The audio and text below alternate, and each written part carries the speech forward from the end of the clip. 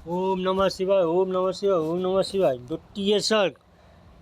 हनुमान जी का वाटिका में जाना और तथा रावण का सीता जी को भय दिखलाना। श्री मारे जीवन हे पार्वती तदंतर संशील हनुमान जी अति सुशोभिता लंकापुरी में गए और सूक्ष्म सही ताती में नगर में सब ओर घूमते रहे।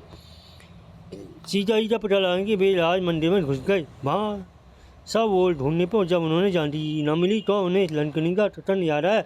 वे तुरंत ही अति मनोयोग अशोक में पहुँचे। वह वाटिका तट रस्सों से पूर्ण थी। अस्थि बाबड़ियोटी सीढ़ियाँ रतन जनित थी। उनके अंदर नाना प्रकार के पक्षी मलक गण चल रहे थे और स्वर्ण निर्मित भवनों महलों की अपूर्व शोभा थी। वे वाटिका फलों से बाहर से जुड़ी हुई शाखाओं वाले बच्चों से जुड़ी हुई थी। वहाँ प्रत्येक वृक्ष के नीचे जानकी जी को ढूंढते ढूंढते पूर्णनंदन हनुमान जी ने अति सुंदर देवालय देखा। वह इतना ऊंचा था कि उसे शिखर बादलों से टकराते सैकड़ों मणि में स्तंभों से उस देवालय को देखकर उन्हें बड़ा आश्चर्य हुआ। उससे तो 100 आगे बढ़ी तो उन्हें एक अत्यंत घने पत्तों वाला सिंसिपा शीशम का वृक्ष देखा। उसके नीचे धूप कभी नहीं आती थी और वह सुनहरी पक्षियों का कीन था। वीरवार हनुमान जी ने देखा कि उस वृक्ष के नीचे श्री जानकी जी पृथ्वी पर स्थित देवता के समान राक्षसी ढली हुई बैठी हैं। उनके बालों की जो उल्टे बेणी हो गए। वे अत्यंत दुर्बल दीन अवस्था में तथा मेरे तुझे वस्त्र ढांती हुए ऐसी अवस्था में पड़ी हुई वे अति शोकपूर्वक राम राम कह रही हैं। उन्हें अपना कोई रक्षक भी दिखाई नहीं था। उपवास करने से अति दुर्बल हो गई हैं। तब से हनुमान जी शाखाओं के पत्तों में छिपकर उन्हें देखने लगे और मणिमन कहने आज जानकी जो देखकर मैं तटाट हो गया। परमात्मा राम ताताले मैंने मेरे द्वार से दूंगा। इसी समय अनंतपुर में बड़े किला सबरती आवाज़ आई। तब हनुमान जी ने सोचा कि यह क्या गड़बड़। पत्तों के वृक्ष के पत्तों में छिपकर देखा कि जुड़ा हुआ रामा उसी ओर आ रहा है।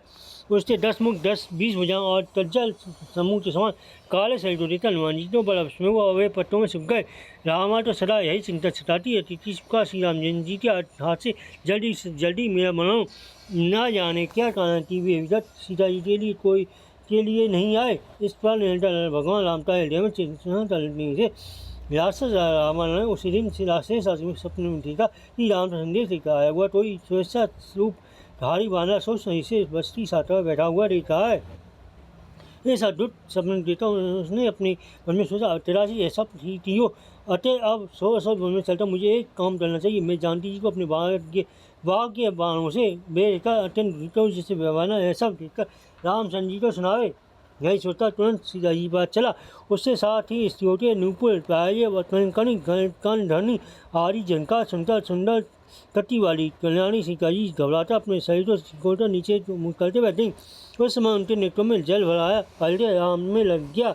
सीता जी को देखकर राम रहे कमनीय तटी और सुंदर तटी वाली तू मुझे केवल देखकर बस तू बता क्यों सुधरती है। अब राम तो अपने भाई के साथ वंशों में रहता है। वह कभी तो किसी को दिखाई देता कभी दिखाई नहीं देता। मैंने मुझे उसे देखने के लिए कितनी लोग भेजे किंतु वह परम पूर्वक सब ओर देखने पर भी वह उसे दिखाई नहीं। अब राम से तुझे क्या काम है। अब तो तुझे सदा उदासीन रहता है। वह तो तुझसे सदा उदासीन रहता है। सदा तेरे पास रहते हुए सदा तुझसे आलिंगन होते हुए भी उसके हृदय में अभी तक मेरे तेरे प्रति स्नेह नहीं हुआ। राम तो तुझसे जितने भोग प्राप्त हुए तुझे में जितने गुण उन सबको भोग का भी वह धन्य गुणहीन अधम कभी उनकी याद भी नहीं करता। तो मैं तुम्हें हर ले आया। तुम उसकी सुशीला पत्नी हो। इस समय 200 से व्याकुल हो रही हो और है भी अभी तक नहीं है। वह अभी तक नहीं आया। जब उसे तुमसे प्रेम ही नहीं है तो आता कैसे है। वह सबटा असमर्थ ममता सुन अभिमानी मूर्ख अपने को बड़ा बुद्धिमान मानने वाला है। हे वामनी अपने उदासी नराधम को तुझे उस नराधम से तुझे क्या लेना है।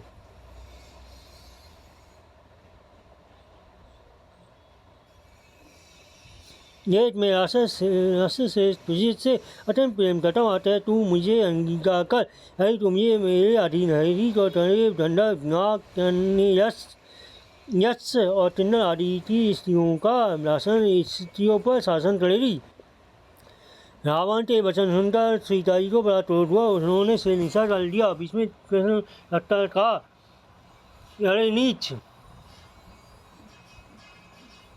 इसमें संदेह नहीं थी, हनुमान जी से डरता ही तूने विष्णु का रूप धारण किया और उन दोनों लड्डू शेषों पश्चिमी तत्या टुट्टे क्या जिस पर सुनी यह में अभी ले जाता उसी पिता तू मुझे हल लाया, सो तुम में बहुत सीधी उसका फल पाएगा।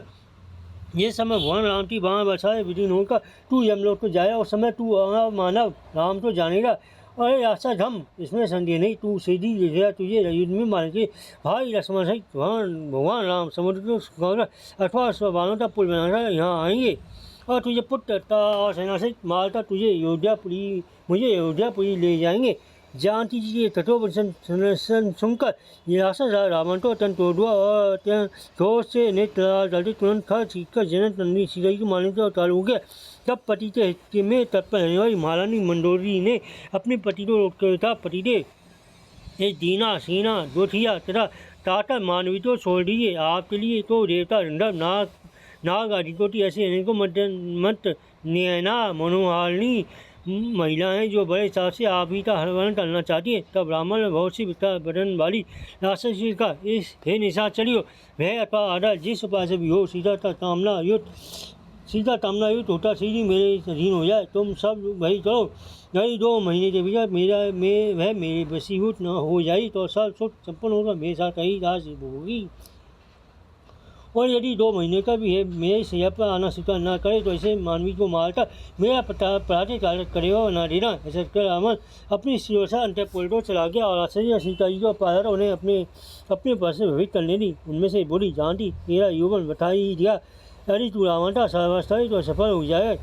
दूसरी कविता, जानती अब तेरी बात हमारी मानने में तेल टोना आती है, इसी का थर निकालकर जानती जी को मारने की क्या हुक्म बोली। इसके अंगों को टाटा भी अलग अलग कर डालो, कभी कोई भयंकर मुखवारी अक्सर ही अपना मुख फाड़ता डराने लगी। तब सीता जी ने इस बार डराती हुई विकट वंदना राक्षसी डॉक्टर तेजिता नाम की वृद्धा राक्षसी बोली, अरे दोस्ता राक्षसी हो, मेरी बात सुनो, इसी में तुम्हारे को तुम रोटी बिलटती जानती जी को मत डराओ, बल्कि इन्हें नमस्कार। तो मैंने अभी यही सपन देखा है कि कमल लोचन भगवान राम लक्ष्मण यहाँ श्वेत एरावत हाथी पर चलता आए हैं और मैंने उन्हें संपूर्ण लंकापुरी को जलाता रावण तो मारता सीता जी को अपनी गोद में लिए पर्वत शिखर बैठे हुए देखा है। रावण डले में मुंडमाला पहने सही में तेल रहा है, नंगा होकर अपने पुत्र पोतों के साथ गोबर कुंड में डुबकी रहा है और विभीषण प्रसन्न से लुकान जी का बैठा हुआ अति भट्टी हुआ उनके चरण की सेवा कर रहा है। इससे निश्चय होता है रामचंद्र जी अनायासी रावणता टोल सहित नाचकर विभीषण को लंका राज्य और सुमति शिका को गोद में बैठाकर निसंदेह अपने नगर को चले जाएंगे। तिरी जीता के बसंत सुन आसनी गल रही वे चुपचाप वहाँ जहाँ तहाँ बैठे और कुछ देर पहले उन्हें पीछे उन्हें नींद आ रही। राक्षसी डराने से सीता जी अत्यंत भयभीत और विहीन होंगे, उन्हें अपना सहायक न देखते हुए दूसरे मूर्छित हो रही। फिर आंखों में आंसू भरता अति चिंताकुल होकर इस प्रकार कहने लगी, इसमें संदेह नहीं, पढ़ाते तार होती राक्षसियाँ मुझे खा जाएंगी, ऐसा कौन सा उपाय है जिससे मुझे अपनी अभी मौत आ जाए। इस पर मक्कन से डलते उन्होंने समय तारा नजर कल्याणी सीता जी बस्ती सारा बदलते हुए अत्यंत उससे बहलकर बहुत जलकर फूट रोटी रही। इति अध्यात्म रामेश्वर स्मारे सुंदरकांड दे द्वितीय सर्ग। ओम नमः शिवाय, ओम नमः शिवाय, ओम नमः शिवाय, ओम नमः शिवाय, ओम नमः शिवाय, ओम नमः शिवाय, ओम नमः शिवाय।